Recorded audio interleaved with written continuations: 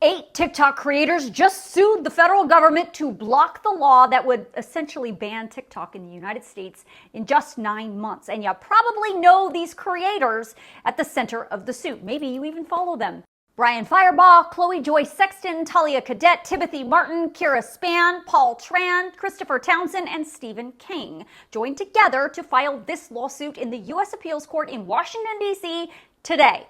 They want the courts to block the law from taking effect and essentially stop the ban. I spoke with Stephen King, who is currently working out of the country, about why. There's a collective of concerns. One of them is at the forefront our right to free speech in the First Amendment.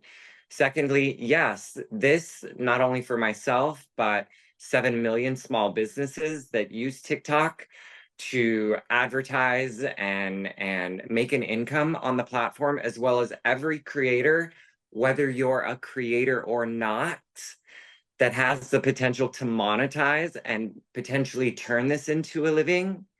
That's really what it's for everybody, not just myself. Lawmakers say this law that would force TikTok's Chinese-based parent company ByteDance to divest or sell off its interest in TikTok or face a ban is necessary because China is a foreign adversary and the United States should not allow China to have any sort of access to U.S. user data because it's a threat to national security. King says he doesn't buy it. It is not a concern to me. And the reason it's not a concern, number one, is because TikTok has invested billions of dollars in Project Texas, which is securing all American data right here on American soil in Texas. TikTok is the only platform that has ever gone to this extent and spent the amount of money that they have to prove to the government that the data is secured and safe right here on American soil. But our government is not talking about that. Our politicians are not talking about it. They're not saying great job. They're not saying you have gone over and above.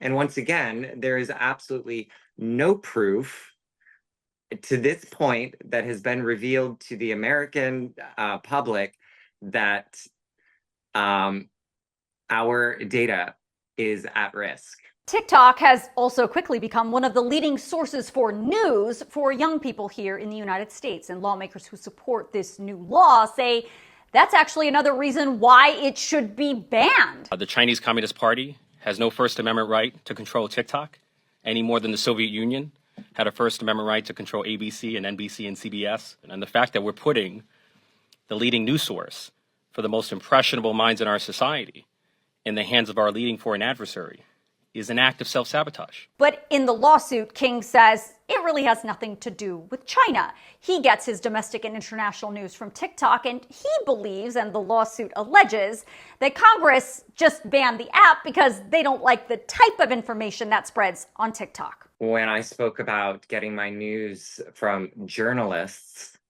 I always had you in mind because I appreciate your stand and your journalism. You present the facts, you don't present opinions.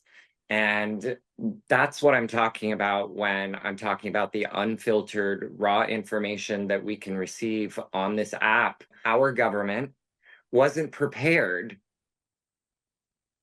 with what its citizens would do when they gained access to that information and how they would react to it. And I feel like this TikTok ban is definitely a reaction to quickly take control of the narrative again. The creator's 33-page lawsuit was filed by the same attorney who has been successful in the past in suing the federal government when, back in 2020, former President Trump tried to ban the platform, and most recently when Montana tried to ban the platform. While TikTok is paying the legal fees for these creators to file the suit, King says he's not being paid to participate. No, TikTok did not put me up to this. However, TikTok is paying my attorney fees.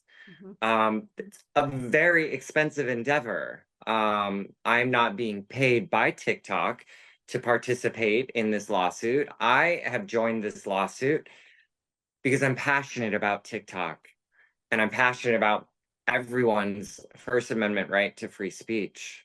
Now we wait to see how the Department of Justice responds and if or when a hearing will be scheduled in the DC Appeals Court to hear this case. So if you want to read the lawsuit filed by these TikTok creators for yourself, I will email it out to you in my Newsgirl News Roundup email, so make sure you sign yourself up.